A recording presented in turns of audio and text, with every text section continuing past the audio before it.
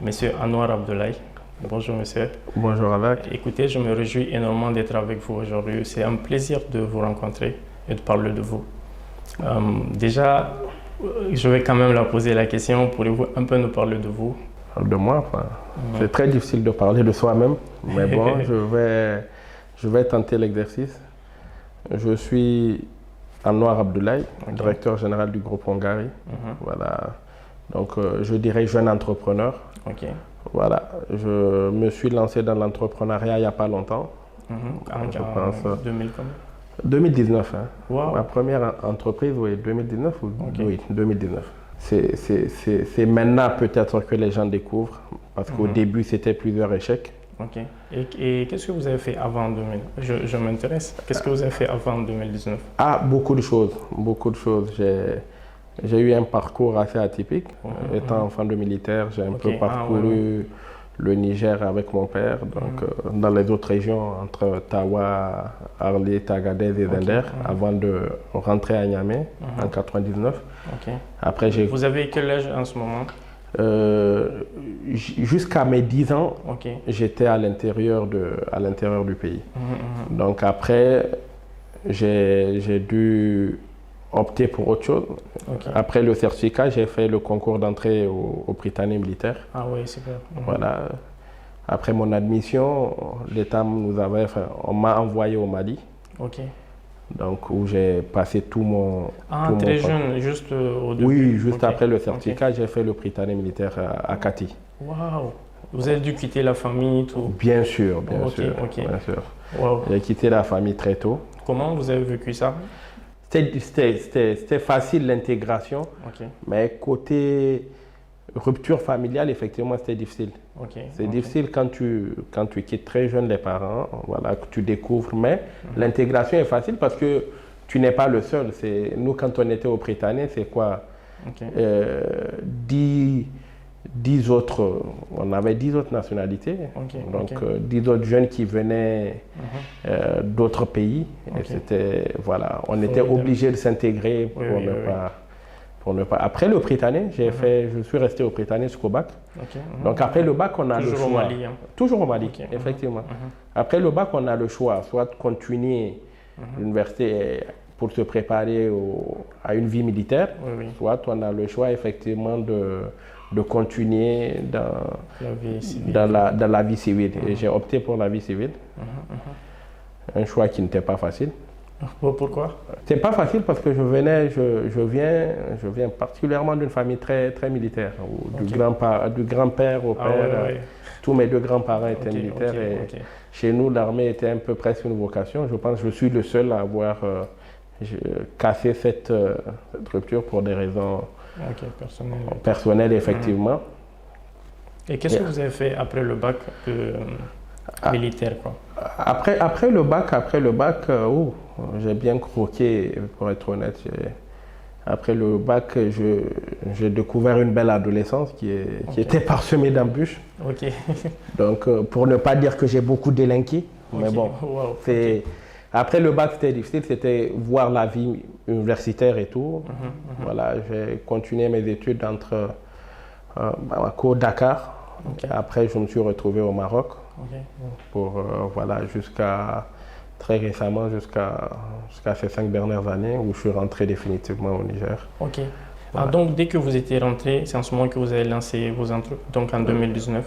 Quand je suis rentré du Maroc en 2018, oui, ma première expérience entrepreneuriale, c'était après avoir fini. C'était en 2019. C'était une entreprise de taxi privé, Colmi, qui était vraiment un échec. Ça avait bien commencé. Je connais Colmi, oui. Effectivement.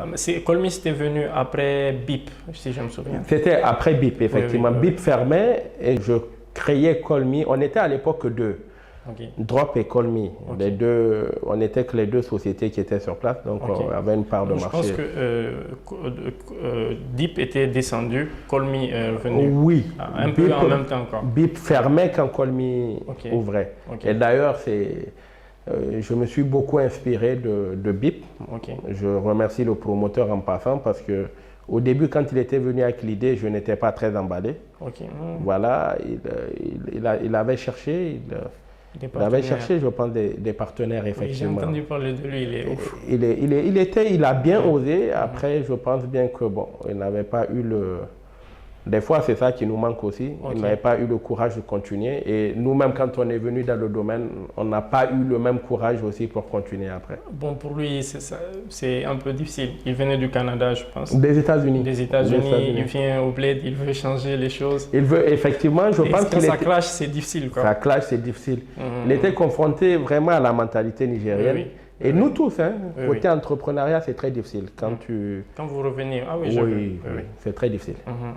Est-ce que si, par exemple, là, vous venez, vous voulez ouvrir une entreprise, d'abord déjà quelqu'un vous a parlé de même chose et il était ouvert pour vous expliquer quels étaient les négatifs que lui, il a eu, qu'il vous a Les donné. défauts et tout, Voilà. il était très ouvert. Lui, personnellement, était très ouvert.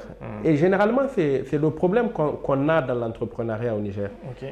Nous, quand on avait décidé d'entreprendre, Ok. effectivement, on discutait. Hein. Je discutais avec BIP et je discutais avec Drop à l'époque. Ok. Mais entre-temps, c'était quoi l'échec? C'est qu'au Niger, pour être honnête, Ok. au Niger, on est fort pour copier. Oui, oui. On n'est pas fort pour créer. Ok. Ah, oui, Et ça, donc, ça dans notre environnement, je me rappelle, moi, j'avais un très bon ami avec qui j'étais tout le temps. Quand j'ai ouvert Call Me, c'était avec lui et tout. Et il pensait que ça marchait beaucoup. Donc, il avait plus de moyens que moi et il a ouvert autre chose. Quoi dans le... La même chose. Ok.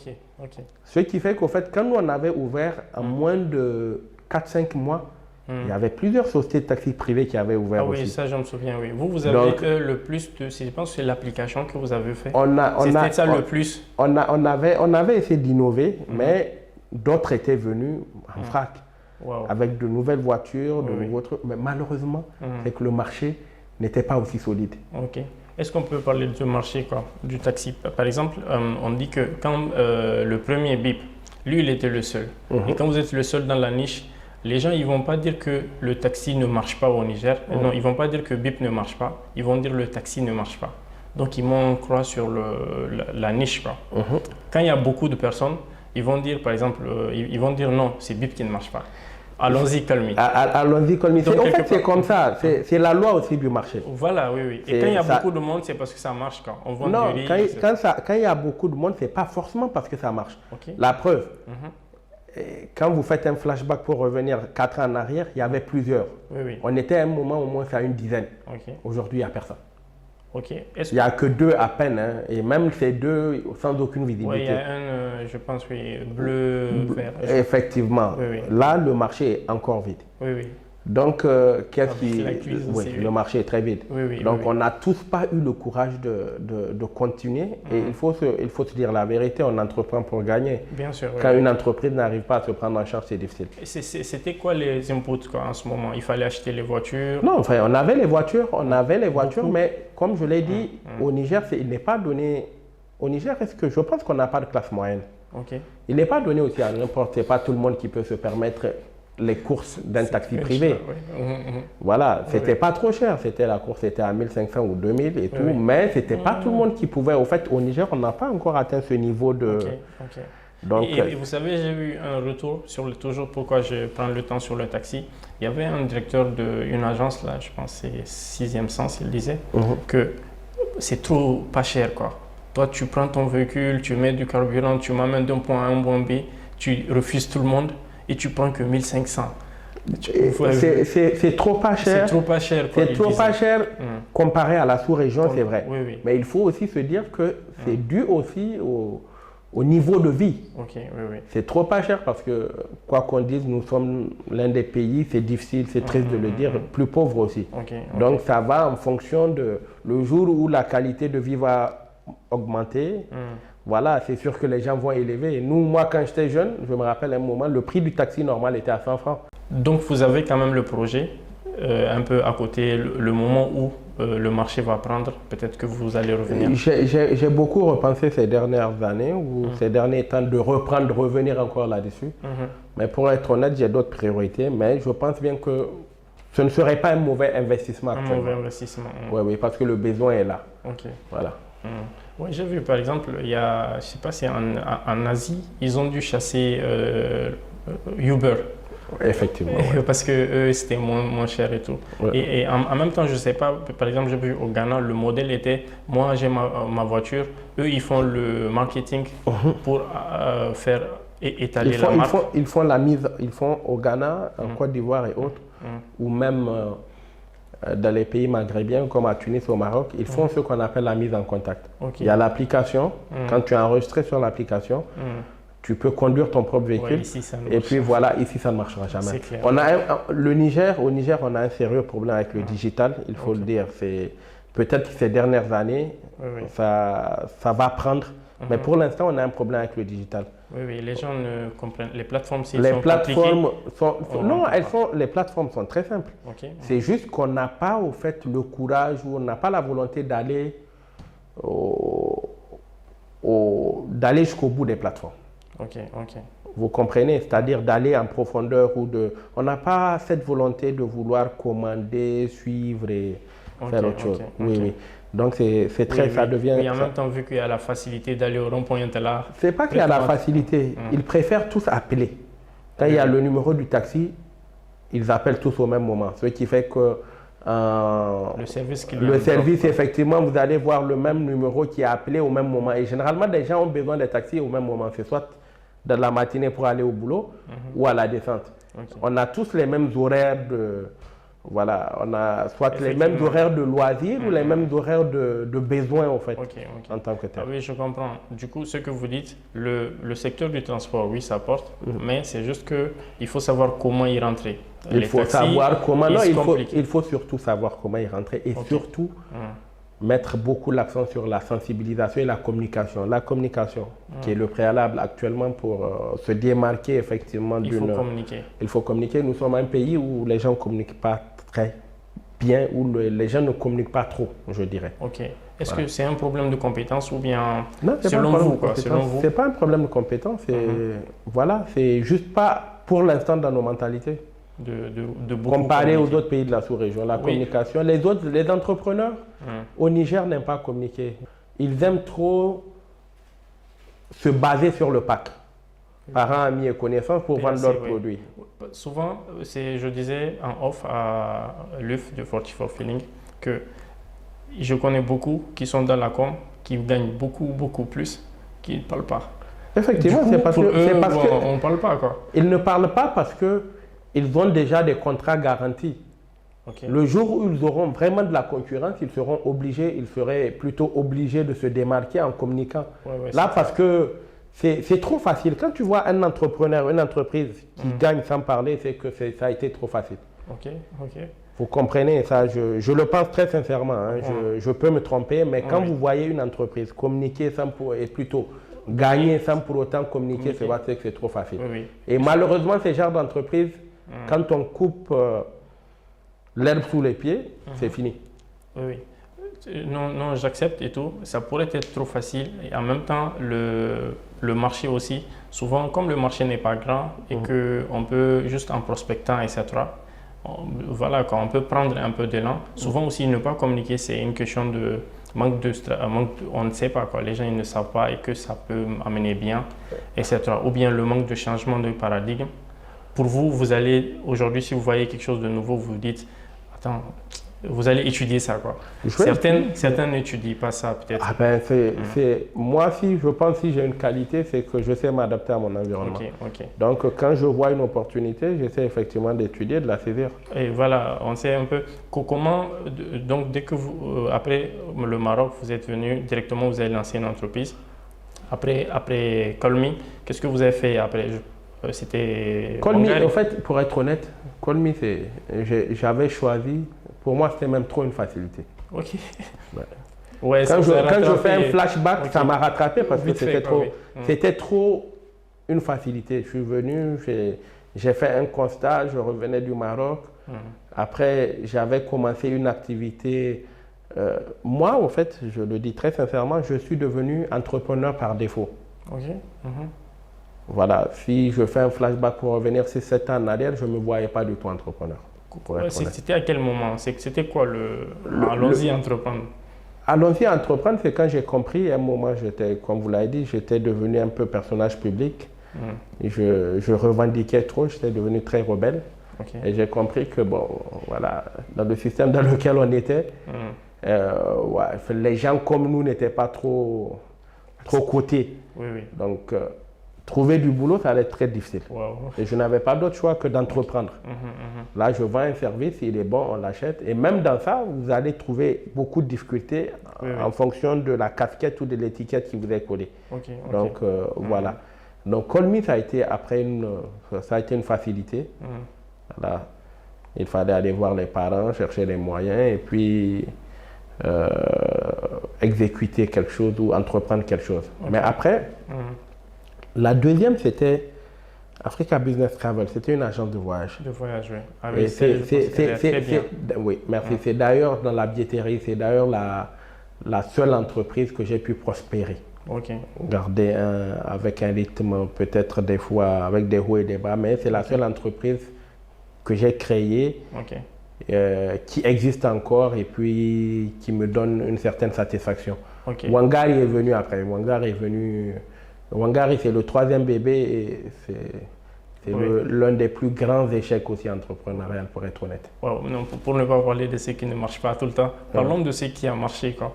Vous savez, Razak, c'est très important de parler de ce qui ne marche pas. Oui. En fait, oui. Quand j'ai accepté votre podcast, je me suis dit que c'est peut-être une occasion pour nous de dire, parce que involontairement, quand on est personnage public, ça a des avantages comme ça a des inconvénients. Oui. Les inconvénients, plutôt pour moi, c'est quand vous avez beaucoup de jeunes qui partent en inbox, sur Messenger et autres. On veut devenir comme toi, on est fier de toi et autres. Là, ça devient très difficile. Oui. Parce ça prend un autre élan. Ça prend un autre élan, ça prend une autre tournure. Tu deviens un modèle pour d'autres personnes, donc tu es obligé de faire attention à tes actions et aussi à beaucoup de choses. Je me suis dit que je vais parler à cœur ouvert et dire aux gens que ce n'est pas forcément toutes les fois que ça marche. Ok, ça c'est clair. Voilà, et l'échec fait partie de la vie. C'est clair, oui. Voilà, moi j'ai eu des moments difficiles qui ont poussé le déclic peut-être à me prendre en main, à être ce que je suis aujourd'hui. Donc il faut avoir le courage de les assumer, de les partager. Je ne viendrai pas vous dire que... Justement, par exemple, vous savez... Que tout marche, non, tout n'a pas marché et tout ne marche pas encore bien jusqu'à présent. Donc, c'est comme vous le dites quelquefois, j'ai suivi une de vos interviews et tout ne marche pas tout le temps. Non, tout ne marche pas tout le temps parce que, je le dis, pour être là où je suis, il faut que les gens comprennent. Moi aussi, même là, étant à ce niveau, je suis un modèle pour beaucoup de personnes. J'ai encore des coachs derrière qui sont là pour m'aider dans le renforcement de mes capacités et tout. Donc, expliquez-moi un peu, vous avez des coachs? Bien sûr, je n'ai même pas encore atteint 10% de votre capacité, de ma capacité ou de ce que je dois faire. Et sur quoi vous shiftez ça, quoi? Vous dites, attends, sur ce que je fais là, il reste encore. Comment vous reprenez ça? Mais c'est quand je vois, quand je m'assois à un moment, quand je vois la réussite globale, je me dis que je cherche le baromètre. Vous avez des exemples? Bien sûr, c'est d'abord mes parents. Voilà, est-ce que j'ai atteint? On dit honte à celui qui ne fait pas mieux que son père ou sa mère. Est-ce que j'ai encore atteint ce niveau? Non, voilà. Donc, c'est tout un processus et il faut avoir l'humilité de le comprendre et de l'accepter. En fait, vous savez, par exemple, ça va être vous qui êtes dans la position là, vous qui êtes sur le rail. C'est souvent facile de dire, ou pas facile quoi, mais souvent trop simple. Vous le voyez simple de dire, non, il faut être vrai, il faut dire vrai. Etc. Mais il faut être vrai parce que... Derrière le process, en fait, c'est pour aider parce que souvent, on a du mal à le dire, à le processer, etc. Pour moi, il n'y a pas de préalable. C'est la seule alternative, surtout dans le domaine. Mais au fait, quand vous vendez de l'illusion... En fait, c'est que, oui. Vous vendez de l'illusion à qui? À vous-même ou aux autres?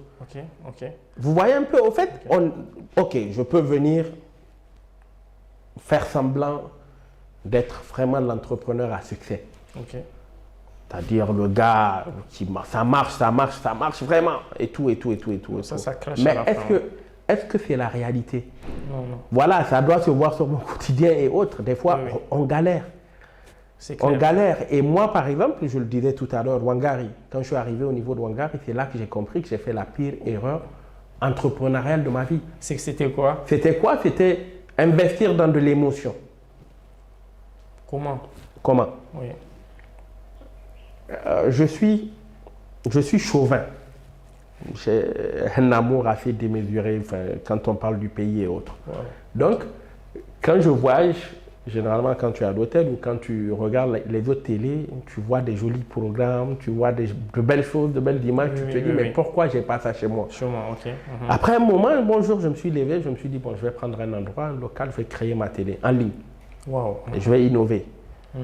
Donc, je faisais des allers-retours tout le temps à Abidjan avec des amis qui me mettaient en contact avec d'autres journalistes, je visitais les plateaux. Je me suis dit qu'il fallait faire quelque chose de moderne. Ok. Et j'ai mis effectivement beaucoup d'argent, des dizaines de millions. Wow. Mais, au fait, je le faisais pour créer, pas côté entrepreneurial, parce qu'il n'y avait pas de business plan, il n'y avait pas de procédure au début. Ok, ok. Je me suis dit, je vais créer la chose.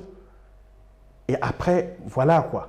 Ça va suivre naturellement. Si vous remarquez, depuis l'inauguration de Wangari, c'est le 1er juillet 2022, Oui, c'est ça? premier G. Après, c'était difficile. Il n'y avait pas de programme qui suivait parce qu'il n'y avait rien. Oui, oui, On a créé, on avait de jolis plateaux, oui, mais il n'y avait pas de contenu. Ok, ok. Et après, ça n'est suivi beaucoup de problèmes de ressources humaines. Ok. Beaucoup de problèmes de Mais ressources humaines. pourtant, moi, vous êtes l'homme du peuple. Vous C'est- avez oui, facilement le networking, etc. Oui, ouais, on me donne, je suis l'homme du peuple, ça c'est peut-être côté social, mais côté entrepreneuriat, est-ce que je suis vraiment l'entrepreneur Et voilà. qui sait amener les bonnes ressources. les bonnes ressources, c'est Ok, ça. mhm. Voilà, pour être honnête, j'ai investi dans Wangari. On peut dire qu'il y a quoi? Wangari a 16 mois ou Oui, 17 mois c'était d'existence. un an dernièrement, vous avez Oui, fait. le Ok. 1er juillet, 16 ou 17 mois Ok. d'existence. Mais est-ce que Wangari a pu se prendre en charge? Non. Non, mais selon vous, pour vous, en fait, vous l'avez créé, comment on dit, c'était quoi le résultat? Si ça avait marché, ça, actuellement, selon vous, ça Non, aurait été comment? si ça avait marché, si ça marchait, Mhm. là j'ai confiance parce que j'ai pu restructurer. J'ai encore, je ne vous cache pas, il y a quelques mois, j'avais voulu tout arrêter. Hein. C'était très difficile. J'avais Tout voulu, est- non, sincèrement, j'avais voulu vraiment abandonner. Mhm. Mais j'ai eu des personnes derrière qui étaient là, qui me Le disaient fameux non. coach, ouais. Non, pas seulement le fameux coach, Ouais, c'est ouais. une équipe. Ok. Vous savez, des fois, c'est difficile. Quand on est entrepreneur, c'est difficile. Oui, oui. Et Justement, après, je me dis qu'effectivement, si c'était facile, tout le monde allait être entrepreneur, c'est la loi et tout. Mais il fallait c'était difficile. revenir. Oui, oui. Il fallait revenir à la réalité. Mhm, mhm. Vous voyez? Oui, oui. Et j'ai voulu tout abandonner. Après, j'ai eu une équipe où je peux dire, je me suis basé sur des individualités, Mhm. des personnes qui étaient là pour me dire non, tu n'arrêtes pas. Non, on doit continuer et Ok. tout. Et j'ai décidé d'innover. Là, je pense bien que je suis optimiste. D'ici un mois, c'est que vous aurez de nouveaux programmes et tout. oui. Mais j'ai aussi été intelligent côté entrepreneurial. Qu'est-ce que j'ai fait? Mhm. Je me suis dit, bon, si une entreprise ne marche pas, ok, elle peut être là, on regarde. Donc, j'ai créé le groupe Wangari. Ok. Ah, d'accord. Et la vision du groupe Wangari, c'est quoi? C'est de diversifier les activités. Ok. De telle sorte que si cette entreprise ne marche pas, l'autre serait là effectivement pour compléter. Mhm. L'avenir, c'est l'agro. Vous avez Wangari Agro Oui, j'ai vu. que j'ai commencé à exploiter. Mhm. Il y a Africa Business Travel qui était la première agence de voyage que j'ai transformée en Wangari Travel, Mhm. Qui continue. qui continue toujours. Mhm. Vous avez maintenant, j'ai des amis dans le monde artistique qui sont venus me voir et me disent non, Anouar, tu aides, tu es mécène dans ça, c'est vrai, mais est-ce que ce ne serait pas bien de créer un studio? Ok. Et c'est dans ça. Enfin, moi, je suis ouvert à tout. Quand on me donne de bonnes idées, Oui, mais. quand je vois que ça match, j'ai créé Wangari Prod et Event. Ok. Donc, on va se lancer bientôt dans la production et dans l'événementiel. Mais là, vous allez cartonner, je pense. Parce que- Je pense aussi. Ok. Et effectivement, il y a Wangari Com parce que la télé ne rapporte pas parce que Ah, si vous faites ton gars, comment vous voulez qu'on ferme? non, du tout, Mais- du tout. Enfin, on va travailler ensemble. Ok. Ça c'est clair. Il fallait diversifier, on l'a fait. Pour Wangari TV, par exemple, vous avez très vite identifié que c'était le contenu, le problème. Je disais que Pas seulement le contenu, Ok. c'était le contenu et la ressource la humaine. ressource humaine. Ouais, ouais. Mais, par exemple, moi, quand vous avez lancé Wangari, je voyais quand même, comment on dit, je disais le directeur quoi, ou le gérant qui allait prendre des partenariats, qui allait signer des partenariats. Oh. Je vous ai vu quand même dans l'effort, etc. quoi. Après, je connais aussi votre côté networking, qui connaît des gens, etc. Selon vous, comment, après tout, quoi, vous allez voir, nous les jeunes, très souvent on a le numéro de tout le monde, quoi, au bout de beaucoup de personnes, mais on n'arrive pas à les convertir et tout. Comment pallier à ça, quoi, etc. C'est difficile des fois. Okay. On a eu des partenaires, c'est vrai. D'autres qu'on a pu fidéliser et tout, et d'autres qu'on n'a pas pu. Mais vous savez, l'entrepreneuriat dans notre pays est assez délicat et assez difficile. Parce que des fois, on est confronté aussi à la réalité des choses.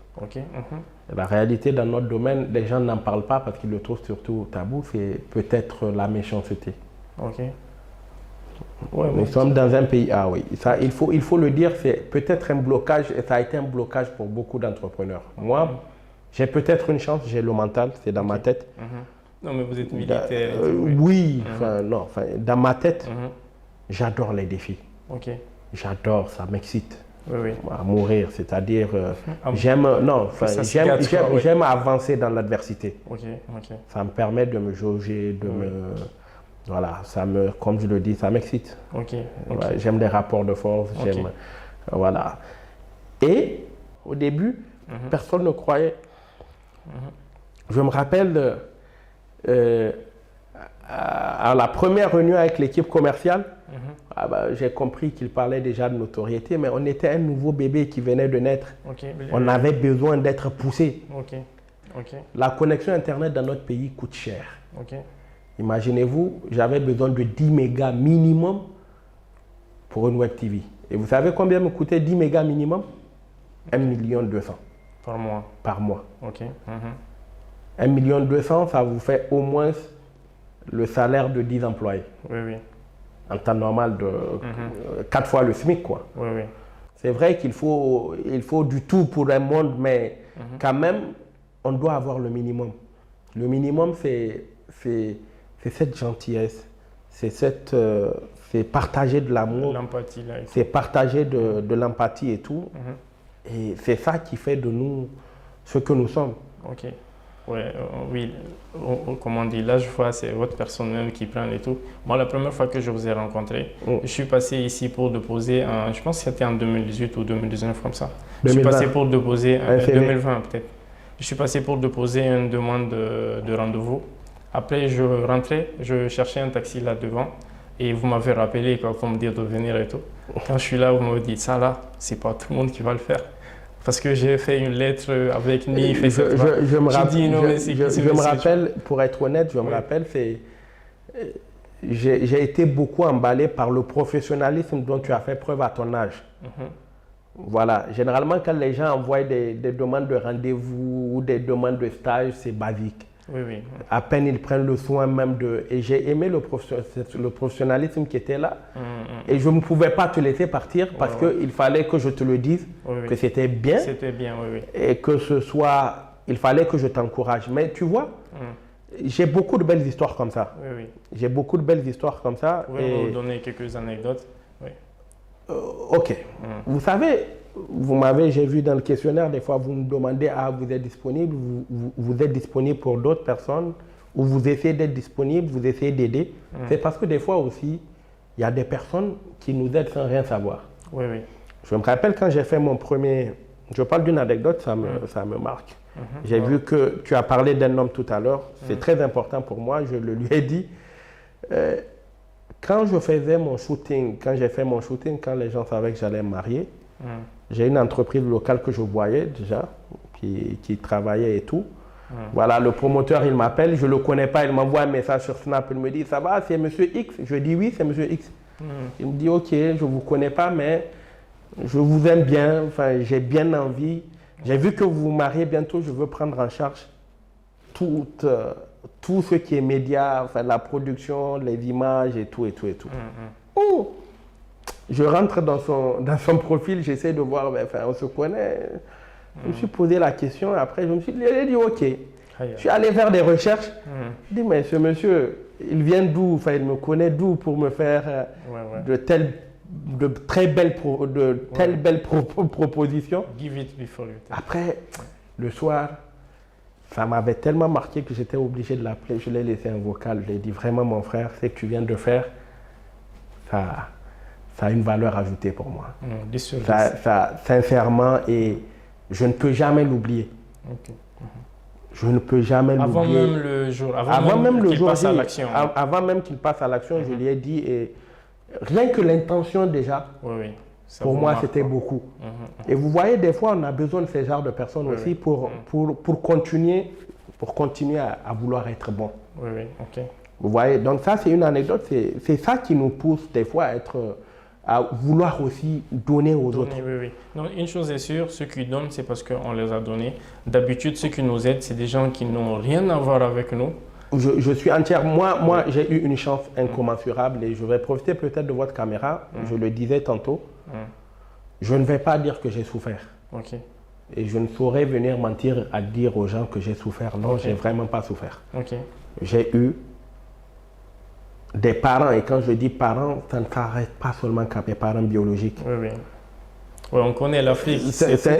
Non, sincèrement, j'ai eu la chance. Moi, d'abord, je peux considérer que je suis l'enfant avec plusieurs mères et plusieurs pères.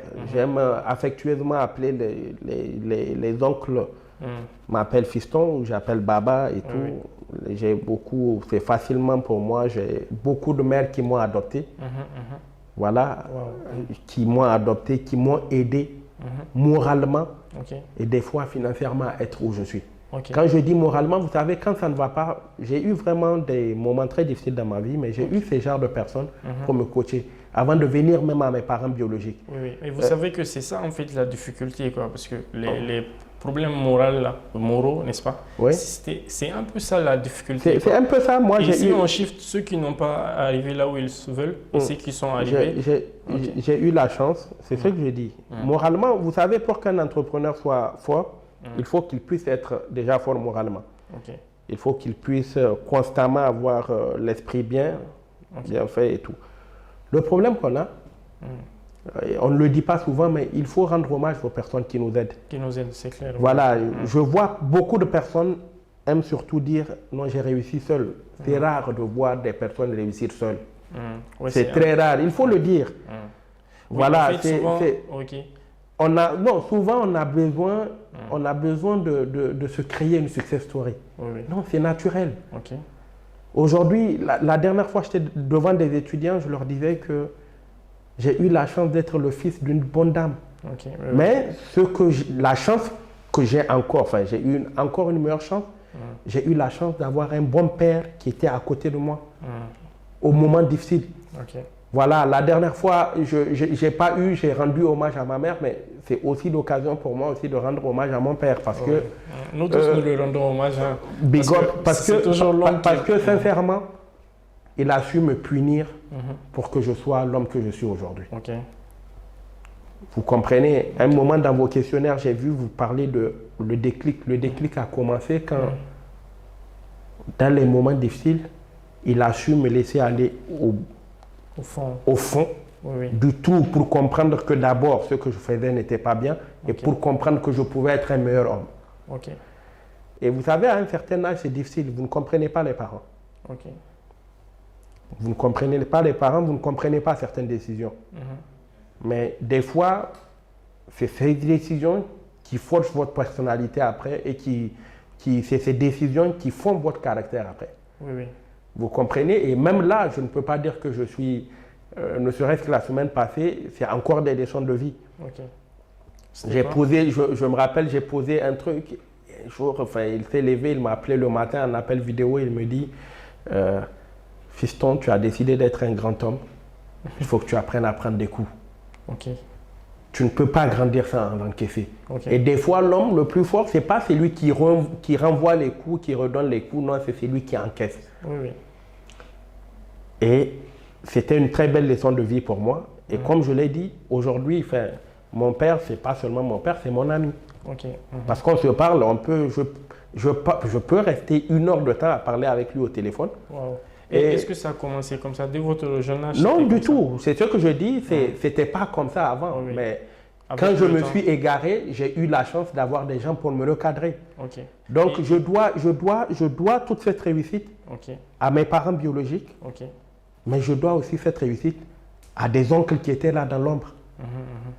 Et maintenant, souvent, du coup, aujourd'hui... Et à des tantes qui étaient là dans l'ombre. Wow, Vous voyez un peu? Non, je vois bien. Donc, aujourd'hui, je me rappelle, quand il fallait monter mes entreprises, je vais être honnête avec vous, j'avais des tantes et oncles à qui je disais, j'ai besoin de tel t-shirt, j'ai besoin de tel nombre de t-shirts, j'ai besoin de telle somme pour faire ça. Et ils étaient là, ils me le donnaient. Ils croyaient en moi, ils voulaient investir en moi. Ok. Wow. Et aujourd'hui, je prie Dieu. Chaque fois, c'est pour ça, quand on me dit, ah, tu es généreux et tout, non. Il vous faut un pour répondre tout ça. Non, j'ai une philosophie. Un bon croyant musulman, je prie Dieu pour qu'il me donne ce que je peux partager. Voilà, pour give pour back. Moi, effectivement, quand tu as ce que tu ne peux pas partager, ta vie ne sert à rien. À rien, oui, c'est clair. Mais quand tu as, Dieu te donne, c'est pour que tu puisses donner aussi aux autres. De la même manière que les autres te donnent, tu dois être en mesure de donner aux autres. C'est ça qui fait ma particularité et tout. Ok. Est-ce que vous pouvez... Comment on peut l'apprendre, quoi? Est-ce qu'on peut l'apprendre? Ça vient... On peut l'apprendre. On peut l'apprendre parce que, comme je le dis, il faut avoir le courage, l'humilité d'apprendre de ses erreurs. Ok. Pour apprendre à être bon, on peut naître mauvais et être bon demain. Hein. Oui. Voilà, moi je suis sûr qu'aujourd'hui, vous m'excusez, c'est qui l'homme, enfin, le plus grand, l'ennemi du siècle, c'était peut-être Adolf Hitler. Vous le ramenez dans ce monde actuellement, peut-être qu'il peut devenir une autre personne. Oui. Vous voyez un peu, c'est-à-dire il faut avoir la capacité de croire en l'homme. Ok. C'est pour ça que j'aime dire aux gens d'être vrais. Ok. J'aime dire aux gens d'être vrais. Oui. Voilà pourquoi je vous disais, en fait, quand on dit seulement, c'est comme quand on apprend la séduction et qu'on te dit, il faut être vrai. Ah, il faut être vrai. C'est difficile d'être vrai. C'est très facile d'être vrai. C'est très facile d'être vrai. Ok, c'est quoi les bullet points, quoi? Non, nous sommes... Mais qu'est-ce que tu as caché? Être vrai, c'est donner de l'amour, c'est faire des erreurs, apprendre de ses erreurs, les corriger et puis avancer dans la vie. Nul n'est parfait. Moi, par exemple, je tiens à mon imperfection autant que je tiens à ma liberté. Donc, il faut accepter que... Il faut accepter qu'on n'est pas parfait. Il faut accepter de se remettre en cause. Et il faut accepter surtout de tendre la main et l'oreille pour apprendre. Qu'est-ce qui nous pousse à ne pas être vrai? Déjà, des fois, c'est quand on vit pour les autres. Et il faut qu'on apprenne à vivre pour nous-mêmes. Quand tu vas dormir, là, comment apprendre? J'ai la philosophie de l'oreiller. Des fois, tu sais... Quand tu as des problèmes de conscience, là, tu ne dors pas. Soit tu te réveilles en faisant des cauchemars, soit tu as de l'insomnie, soit tu as beaucoup d'autres choses aléatoires qui tournent autour. Et là, tu es seul face dans ta chambre, quel qu'en soit. Hein, quand tu es face à ta conscience, là, il n'y a personne. Il n'y a que le bon Dieu qui t'observe. Tu sais, quand on finit de paraître là, devant les gens, il y a un moment où on est tous face à notre miroir. C'est clair, C'est quand tu es couché sur ton lit ou que tu es assis seul, où tu n'as rien à montrer à quelqu'un, tu te rends compte que là, tu dois être vrai. Et en ce moment Et en ce moment, tu n'as pas d'autre choix. C'est soit appliquer ce que ton subconscient te dit à l'intérieur, soit tu décides de dire, ok, tu as ces 2 minutes de... Tu as 2 minutes de mea culpa. Après, tu te dis, gars, c'est fini. Quand tu retournes de l'autre côté, voilà, ça fait partie d'une des erreurs que j'ai eu à faire dans ma jeunesse, c'était de vouloir, excuse-moi, paraître. À un moment donné de l'adolescence, les gens on veut paraître. On est fils de... Justement, voilà pourquoi je veux que vous donniez, en fait... C'est comme, ok, toi tu fais paraître, etc. Mais je vous assure, parce que même dernièrement, la semaine passée, on répondait à quelqu'un, il avait des difficultés, je ne sais pas si c'est qu'on appelle le syndrome de l'imposteur et tout. Où tu crois ça existe, on le vit tous. En fait, on le vit tous à un moment. Mais en fait, juste comment en sortir et faire sa vie. Faire sa vie. Quand tu vis pour les autres, tu n'as aucune vie. C'est clair. Tu n'as aucune vie. Oui, c'est clair. C'est-à-dire toute action que tu poses, comment Louf va comprendre, comment Razak va comprendre, comment X va comprendre la chose, comment... Tu ne fais que des réflexions sur X, Y, Z. Imagine-toi. Et quand on revient donc, quand on arrive... Quand tu arrives à te découvrir, c'est pour ça qu'il faut apprendre à se connaître soi-même. Ok. La plus grande lutte ou la plus grande leçon, c'est se connaître soi-même. Ok. C'est se regarder en face d'un miroir et se dire, waouh, je suis bon ou je suis mauvais. Quand tu te connais toi-même, tu connais tes limites, ça t'apprend au fait à sortir à sortir un peu de ce syndrome-là. Ok. Donc aujourd'hui, c'est pour ça que beaucoup d'entrepreneurs échouent, vu qu'on est dans le domaine de l'entrepreneuriat. Oui. Aujourd'hui, tu as des entrepreneurs, pour eux, le signe de réussite, c'est être dans une grosse voiture. Oui. Vous savez, ok, allez-y. Il y a Ok. Et qu'on descende, qu'on t'appelle PDG, DG, CEO, et boss. tout ce qui va avec, boss. Ok. À la fin du mois, tu as beaucoup de crédits à la banque. Tu as beaucoup d'employés qui ne sont pas payés. Tu as beaucoup de... À la maison, ça ne va pas. Mais tout le monde te regarde, boss, boss, boss. Quand on t'appelle boss, là, tu pousses des ailes et tout. Oui. Et après, tu t'assois. Tu ne fais que t'endetter au lieu de revoir un peu ta stratégie, de revoir qu'est-ce qu'il faut faire pour être à la hauteur de ce que tu veux paraître là. Ok. Tu continues à t'endetter, tu vis dans un cercle perpétuel de fausseté. Wow. Oui, je sais, et ça blesse. Et ça blesse malheureusement, voilà. Oui. Pour moi, un entrepreneur, tu n'as pas besoin de... Non. Tu n'as pas besoin de En fait, m'accuser. maintenant, comment aider le fait de se ressortir de là? Il faut juste s'asseoir, se regarder dans le miroir, se remettre en question et avancer. Oui. Si tu veux ressortir de ce cercle, Par exemple, de ce syndrome de l'imposteur, il faut que tu acceptes d'être toi-même et que tu t'acceptes toi-même et que tu regardes, tu changes par exemple de vision et que tu décides d'être vrai. Ok. Une fois, j'avais besoin de 100 000 francs CFA. 100 000 pour faire quelque chose. Vite fait. Vite fait. Tu vas te dire, c'est 100 000, tu peux claquer. J'avais besoin de 100 000 francs CFA. Je me suis rendu compte que dans mon cercle d'amis, j'avais personne pour me donner 100 000. Quand tu appelles X, il va te dire qu'il n'a pas, même s'il l'a, tu vois, c'était très difficile. Et depuis ce jour, je me suis dit non, je vais sortir de ce cadre-là. Sois toi-même d'abord, réalise-toi. Sois vrai et continue à aider si tu peux aider. En fait, c'est carrément compliqué, quoi. C'est compliqué, Razak, mais c'est compliqué, mais c'est nécessaire. Oui, ok. C'est nécessaire parce que il y a beaucoup de personnes qui bousillent leur vie à cause de ce syndrome d'imposteur. Ils bousillent leur vie parce que toute leur vie, il faut paraître. Et ils n'ont pas la chance de croquer la vie, de comprendre. Aujourd'hui, au lieu de paraître, tu peux aller tendre. Des gens peuvent t'aider. Oui.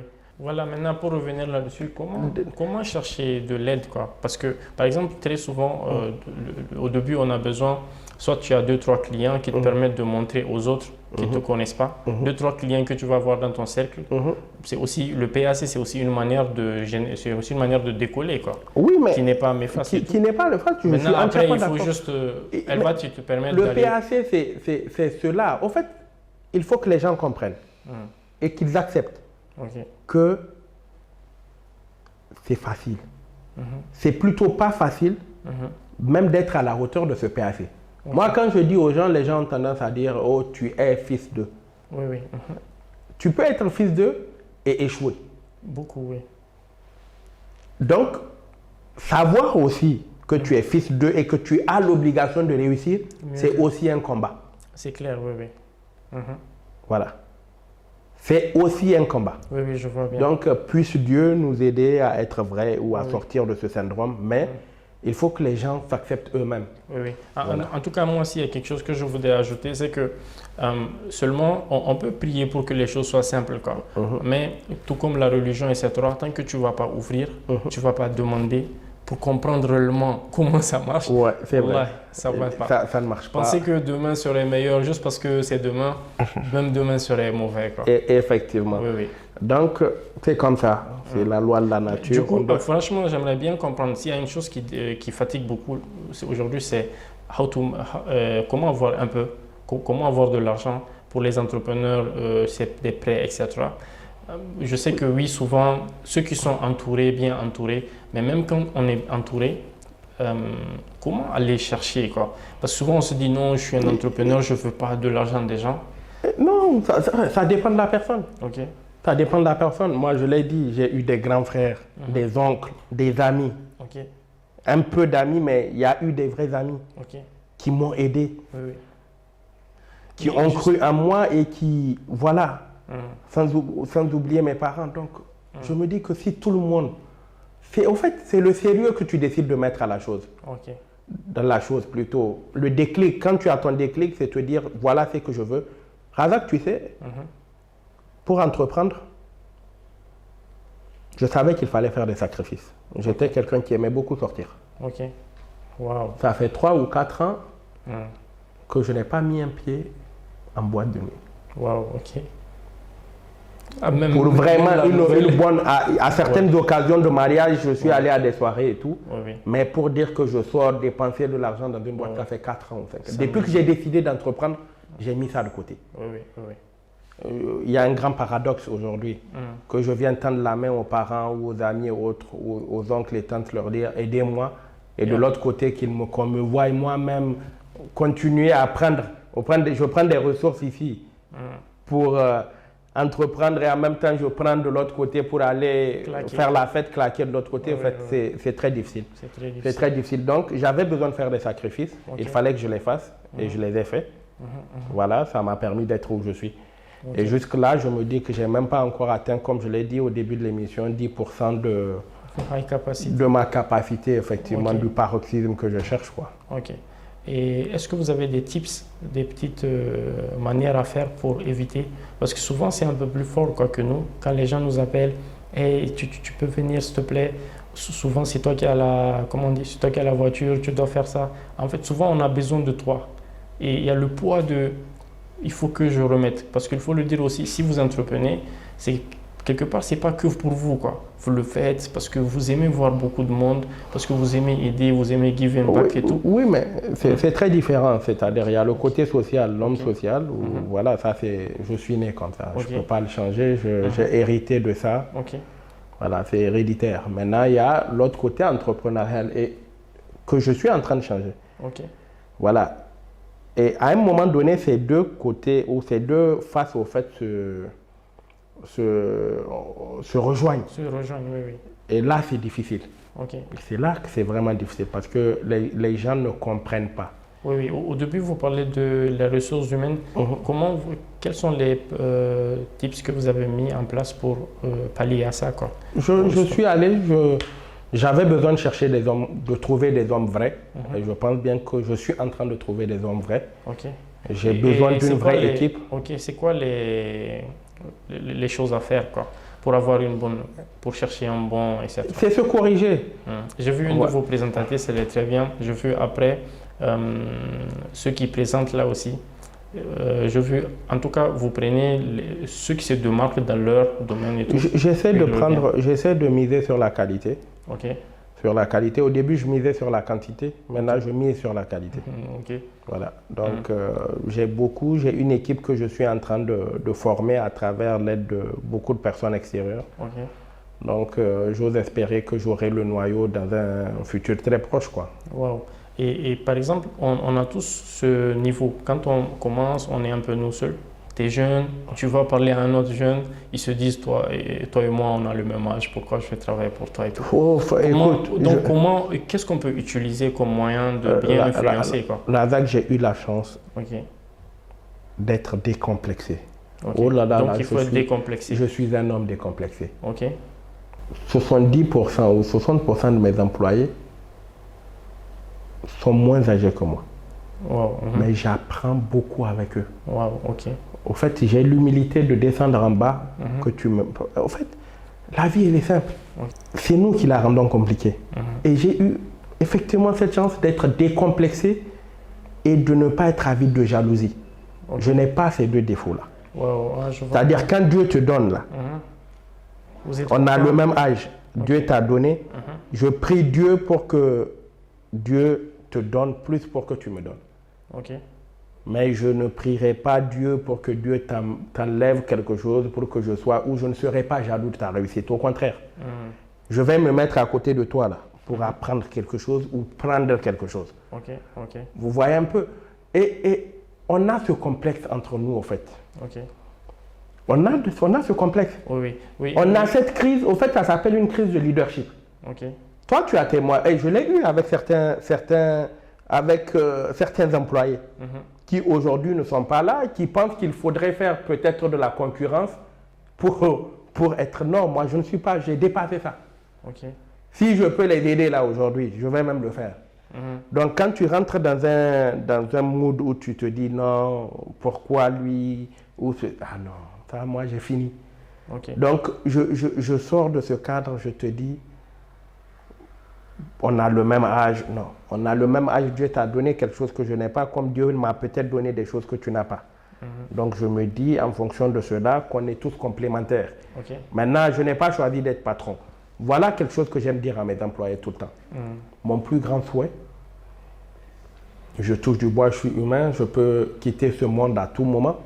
Le jour où Anouar partira, qu'on ne dise pas qu'Anouar est parti, toutes ces boîtes ont fermé le lendemain. Non. Qu'il se passe une continuité. Qu'ils sachent que rien ne doit être lié à ma personne. Ils doivent continuer à travailler pour gagner leur vie. Oui, je vois. On a un peu parlé de beaucoup de choses, de vous, de votre enfance, des entreprises, etc. Oui. Moi, ce qui m'importe beaucoup, parce que c'est nous aussi, on vient après, etc. Vous, vous avancez, nous, etc. Et tout. Quelque part, on a quelque part une perte de vision, quoi. Tu veux faire des choses et tu n'as pas des... Comment on appelle ça? Tu n'as pas les moyens pour les faire. Vous avez parlé de comment trouver facilement, il faut aller dans la famille et tout. Maintenant, apprendre chez quelqu'un, par exemple, est-ce que, souvent j'ai vu, quand tu fais le mauvais, quand tu vas chez le mauvais, ou bien, souvent en tout cas, vous allez vous rendre compte que je suis parti chez quelqu'un vouloir apprendre, très souvent je me donne à fond avec lui, mais au finish, je ne me sens pas quoi, là où je voulais être. Est-ce que vous avez une forme de... Comment choisir chez qui il faut aller apprendre, quoi? Facilement. Tu sais, je pense que c'est une question de feeling. La bonne personne, oui. La bonne personne, c'est naturel. Dès que tu vois la bonne personne, tu le sens. Ok. C'est naturel, ça vient naturellement. Ok. Tu sais, on dit, les grands esprits se rencontrent toujours. Ok, ok. Naturellement, sérieux. Aujourd'hui, on doit se battre pour les choses naturelles. Wow. En tout cas, on doit se battre. On n'a pas besoin, tu n'as pas besoin. La bonne personne, dès qu'elle est là, et elle vient des fois sans que tu ne t'attendes. Oui, oui. Voilà, je parle sous contrôle de... Si vous remarquez, des fois, c'est des rencontres tellement banales, mais qui... Oui, vous me parlez de... Vous avez beaucoup de mentors qui vous accompagnent dans beaucoup de domaines. Quand je dis que j'ai eu beaucoup de mentors, j'ai eu beaucoup... Là, c'est peut-être l'occasion pour moi de rendre hommage à un oncle. Il aime toujours garder l'anonymat, qui n'est pas là, qui est à l'extérieur. Cet homme, c'est toujours des conseils, et des conseils sages. Il m'a permis d'être là où je suis aujourd'hui. Wow, ok. C'est-à-dire, c'est toujours à noir. Il faut être vrai. Ok. Il m'a aidé, et moralement et financièrement. Il m'a encadré, non seulement aidé, mais il m'a encadré. Il a toujours su sortir le meilleur de moi-même, malgré quand tout le monde me tourne le dos, il était là. Oui, oui.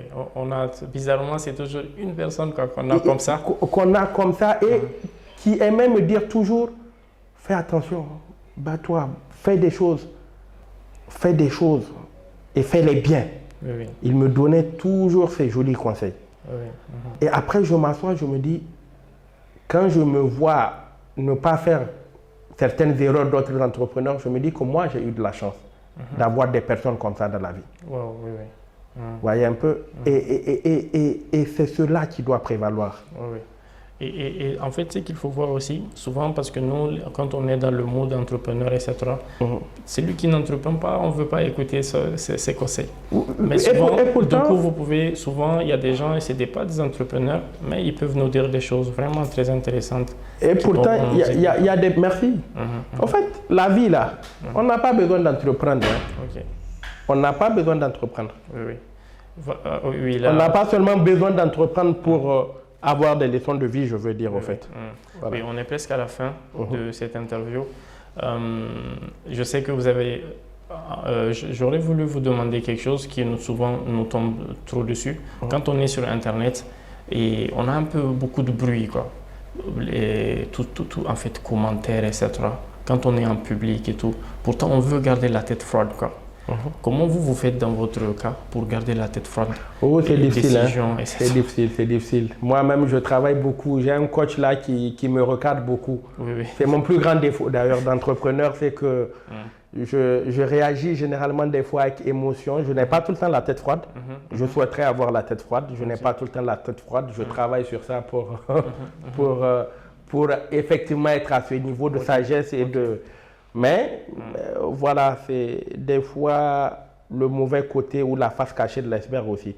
Mais il faut avoir la tête froide. Et j'aime le dire souvent, je ne suis pas un bon exemple de ce côté. Je ne suis pas du tout un bon exemple et il faut d'ailleurs que je me corrige encore plus. Voilà, parce qu'il y a des gens qui me suivent, il y a beaucoup de gens qui s'identifient à moi et des fois j'ai tendance à donner le mauvais. Je réagis à chaud, je laisse des fois les émotions contrôler mes actions, ce qui n'est pas du tout bon. Non, je pense qu'ils c'est un grand défaut qu'il faut, surtout dans le domaine de l'entrepreneuriat. Quand tu veux de grandir, quand tu veux vraiment entreprendre, c'est un défaut qu'il faut corriger. Et je suis en train de travailler sur ça. Donc, le seul conseil que j'ai à donner à des personnes, enfin à ces personnes ou à tout le monde, c'est de ne pas tout le temps réagir à... Il faut garder la tête froide, c'est très important. Il faut vraiment garder la tête froide, il faut rester pragmatique, il faut rester vrai. Il faut qu'on travaille. Il faut qu'on travaille d'abord à nous changer nous-mêmes.